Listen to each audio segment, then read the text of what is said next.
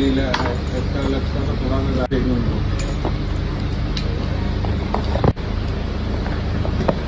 कैसे लगेगा